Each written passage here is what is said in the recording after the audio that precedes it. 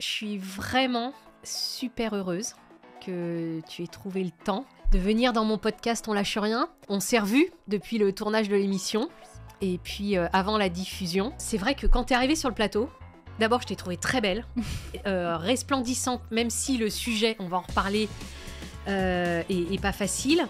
Et aussi, on se l'est dit toutes les deux, mais c'est vrai que peut-être que j'ai pas beaucoup parlé, nos regards se sont croisés et on a tout de suite compris qu'on avait des trucs à se dire. On s'est senti, ouais. Ouais, on s'est senti, exactement. Donc, Claire, la fondatrice de Meuf.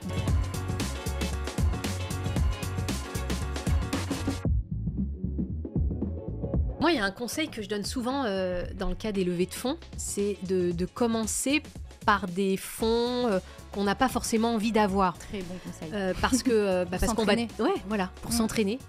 Et puis, si encore une fois on a ta capacité d'écouter les noms et de les décrypter et de se dire bon ok, il m'a dit non, j'en sais rien parce que il a pas confiance dans l'équipe, ou il m'a dit non parce que ton cas, le modèle économique est pas vraiment abouti, ou parce que ça fait très longtemps et c'est pas sur ce marché-là qu'il devrait être, c'est sur ce marché-là, etc., etc. En fait, le fait de voir plusieurs investisseurs et à la suite de bien évidemment travailler très vite comme tu le fais et changer son positionnement ou son pitch ou son modèle économique et de retester avec un autre, en fait on progresse très très très vite parce que finalement c'est vrai que quand on est investisseur, alors il peut y avoir un match comment dire, perso, humain, voilà, humain, perso. Mais on a quand même des réflexes de se dire quelle est la taille du marché, comment le produit va s'intégrer dans ce marché, est-ce que le modèle économique est bon, est-ce qu'il va être rentable assez vite ou pas, ou bon, etc. etc. Et je pense que ça a été un peu ma naïveté sur le plateau, c'est de me dire le projet est tellement chouette que bon, même s'il y a des petits trucs qui vont pas, on va s'arranger ensemble. Mais oui, effectivement, ça reste après. En plus, c'est votre argent, donc forcément, on fait attention. C'est quoi tes objectifs pour Meuf alors en 2024 ? L'objectif pour Meuf, c'est d'en faire une application indispensable. Donc là, ça y est, hein. Ça y est, elle est téléchargeable sur je Apple, peux m'inscrire. Android, toutes les plateformes. Top, félicitations. Merci. Donc, combien de temps alors t'as mis pour développer cette app ? Eh ben, écoute, on a fait ça de mi-octobre à aujourd'hui. Là, elle est prête évidemment dernière minute. Novembre, décembre, janvier, février, quoi. 4 mois. 4 mois. Donc tu t'y es mis tout de suite ? Ouais, 4 mois. 4 mois hyper intenses, hyper chouettes, avec plein de rencontres. J'ai l'impression d'avoir vécu 40 ans là. Moi, c'est ce que je dis toujours quand on est entrepreneur dans une start-up, on compte les années en années de chien, quoi, tu vois. C'est un ça. an égale 7 ans. Exactement. Égale 7 ans normaux. Heureusement qu'on n'a pas la même espérance de vie qu'eux quand même, mais, que ça nous la baisse pas. Mais non, c'était hyper intense et je suis hyper fière quoi, d'avoir réussi à le faire en si peu de temps. Et puis, j'étais... moi, il y a plusieurs fois en fait dans ma vie, que ce soit ma vie perso ou pro, où j'ai eu envie de tout abandonner pour plein de raisons. Il y a un an pile, j'étais dans un état, il se passait des choses très difficiles dans ma vie personnelle. J'ai quelqu'un de très proche qui était hospitalisé, ça a eu beaucoup de conséquences sur ma vie pro aussi, et j'étais pas loin de tout abandonner et de vraiment laisser tomber ce projet Meuf et de laisser tomber cette appli. Et finalement, voilà, un an après, j'en suis là, je passe sur qui va être mon associé, j'ai fait ma levée de fonds avec des grands noms, mon appli elle est là, elle sort.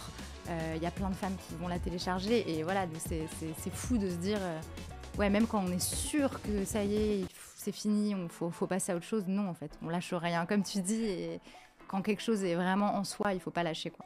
J'allais te poser la question mais tu as très bien répondu, donc c'est bon. Et donc tes enjeux, c'est télécharger l'app pour qu'elle devienne leader pour toutes les meufs. Exactement. Est-ce que tu as besoin aussi de contacts dans des grands groupes ? Comment tu vas déployer cette activité RSE il faut que j'embauche pour ça. Donc là, voilà, la levée vient de se terminer. On est encore sur les papiers, etc. Donc je vais pouvoir, ça y est, enfin embaucher et puis être toute seule à galérer. Donc oui, l'idée c'est d'embaucher des gens effectivement pour cette partie commerciale. Mais oui, s'il y a des gens qui nous écoutent, qui bossent dans des grands groupes et qui ont envie d'avoir l'appli, ils peuvent me contacter avec grand plaisir. Donc on te contacte, Claire Surco sur LinkedIn. Tu réponds, c'est simple. Bon, bien sûr, avant de te contacter, on télécharge l'app. Voilà, sinon c'est pas la peine. Voilà, exactement. Bah ouais. Non, mais j'étais en train de réfléchir parce que c'est sûr que ça va parler à énormément de monde, quoi. Et moi, ce que j'aime bien aussi dans ton app, c'est qu'on nous parle beaucoup de santé mentale. Alors, je sais, je vais pas me faire des amis. J'allais dire, je vais me faire des ennemis, mais c'est pareil. Moi, la santé mentale, je dis aussi beaucoup, remettez-vous au sport, sortez, marchez, vous allez voir, ça va vous redonner un peu d'élan. Avant d'aller tout de suite se dire, je suis en burn-out, ça va pas, etc. Mais ce que je trouve bien, c'est l'esprit de la communauté, quoi. C'est-à-dire vraiment s'entraider sur des choses où on peut tout se dire, mais dans un environnement ultra bienveillant. Donc les valeurs, elles sont fortes, quoi. Tu vois, les valeurs de bienveillance, d'entraide. Je pense que ça peut donner justement cet élan aussi à beaucoup de meufs. Ouais. Alors, et j'adore le nom. Comment t'as trouvé ce nom? Et ben, c'est même pas moi qui l'ai trouvé, c'est un ami à moi. Donc je lui rends hommage s'il nous écoute. Mais ouais, j'étais en train de réfléchir avec des amis et c'est lui qui m'a dit mais tu appelles toutes tes copines meufs? J'étais là, oui, c'est une trop bonne idée. Et puis meuf, c'est le verlan de femme. Donc je trouvais que ça faisait sens parce que c'est ce qu'on essaye de faire. On essaye d'un peu de revoir les choses, de prendre un peu les choses à l'envers, de déconstruire. Et de se dire, bon, c'est pas parce qu'on nous donne cette place en tant que femme qu'on doit se contenter de ça et on peut élargir nos horizons. Et alors moi, ce que j'aime bien sur le logo, c'est que c'est vrai que c'est le M de meuf. Mais moi, alors tu vas me dire s'il y a d'autres significations. Mais en fait, ce que je trouve bien aussi, c'est que ça fait couronne, ça fait un peu The Queen, quoi. C'est exactement l'idée. Ouais. De base, c'était pas le premier logo, le M il partait et je l'ai fait refaire en disant, mais il faut faire un petit Queen en fait. Donc ouais, ça nous permet de le décliner comme ça. Et d'ailleurs, le logo de l'appli, c'est juste le M. Le M couronne.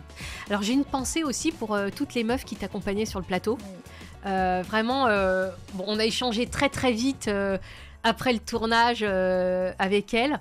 Mais un petit bisou à tout le monde parce que vraiment une sacrée équipe là. Donc ça c'est pareil, des meufs de ta communauté avec qui t'échanges, tu trouves les idées. Ouais, là on avait mis un appel en disant voilà, on a un tournage qui veut être là, on avait plein de candidatures. Et c'était que des meufs super chouettes, donc c'est ça qui est fou, c'est qu'à chaque fois que je rencontre ma communauté, elles sont incroyables. Je me dis mais où sont ces meufs géniales, toutes ultra bienveillantes, toutes ultra gentilles, toutes à fond. Et on a regardé hier l'émission ensemble et voilà, c'est chouette d'avoir cette communauté aussi bienveillante, quoi. Bon alors quand tu t'es vue à la télé, ça t'a fait quoi? Je sais pas s'il y a des gens qui aiment se voir ou s'entendre. Non, ça fait. Tu sais, c'est marrant ce que tu dis. Moi, pendant des années, je pouvais pas m'écouter, je pouvais pas me regarder. Ouais, donc c'était Olivier Zir, mon cofondateur, qui regardait. Je lui disais bon alors, il me disait ouais là tu peux regarder, c'est top. Et tu trouvais ça top ou... Ouais. Bon là-dessus, il est meilleur que moi, donc je suivais ses conseils. Ouais, mais non, c'est impressionnant en fait de se dire qu'on va être vu par autant de monde. Surtout que je me suis quand même confiée sur des choses très personnelles. Et t'étais prête à ça? Je m'étais préparée à le dire parce que aussi j'arrivais à un moment dans ma vie où j'avais envie de parler de ça, ce qui n'était pas le cas avant. Et là, je me dis, en fait, depuis toujours, quand on a eu une enfance assez difficile, on a tendance à vouloir le cacher parce que les gens autour renvoient vachement l'image de « oula, on va pas travailler avec elle parce que elle a eu ces problèmes-là, elle doit pas être stable, elle va nous faire des dépressions, des burn-out, comme tu dis. » Et donc voilà, j'avais tendance à vouloir le cacher, ou on va être traité de cassos. Super mot d'ailleurs au passage. Donc voilà, c'est vrai que j'avais cette tendance-là à pas vouloir en parler. Et aujourd'hui, en fait, j'ai envie d'en parler beaucoup plus parce que je trouve ça hyper important, parce que je sais que ça peut inspirer des gens. Et pour montrer que voilà, on peut avoir des choses hyper difficiles, parce que moi, ce que j'ai vécu vraiment, c'est comme un film d'horreur, vraiment. Et réussir à s'en sortir en travaillant, évidemment, ça s'est pas fait comme ça. J'ai fait 10 ans de thérapie, j'ai beaucoup travaillé sur moi pour comprendre ce qui s'était passé et le sortir et que ça ne m'appartienne plus et pouvoir aujourd'hui être là par moi-même en fait et pas être définie que par ça aussi, parce que c'est toujours compliqué de se détacher de son histoire. Et donc voilà, aujourd'hui, j'arrive à un moment où je l'assume complètement et où j'ai envie d'en parler pour inspirer d'autres gens qui peuvent passer par là et qui peuvent peut-être se dire qu'ils ne sont pas légitimes à faire de l'entrepreneuriat alors qu'ils le sont complètement. Top, belle conclusion. Alors, si je veux télécharger, je vais sur mon appli, je tape quoi? Tu tapes meuf. Tu tapes meuf et tu l'as. Bon. Tout simplement. Top. Écoute, tu peux compter sur moi. Je vais faire ça et tu reviens dans quelques mois me dire tout ce qui s'est passé et comment tu as développé ça. Avec plaisir. Bah, génial. Moi, j'ai juste à dire que je suis très heureuse de t'avoir rencontré. Bah, moi aussi. Très heureuse de pouvoir rester en contact avec toi et de pouvoir échanger des choses avec toi. Très heureuse de télécharger Meuf. Hein, donc, je vais m'intégrer dans la communauté, partager aussi mes bons plans. Voilà, et puis j'espère retrouver toutes les filles qui étaient avec toi sur le plateau parce que j'en garde un très très bon souvenir. Ouais, bah, c'est sûr qu'elles seront là. Je te souhaite vraiment, vraiment, vraiment le meilleur. Merci. Pour les prochaines semaines et les prochains mois et tu reviens ici quand tu veux pour nous donner toutes les infos. Trop bien, on fait comme ça. Ouais. Merci beaucoup Claire, merci.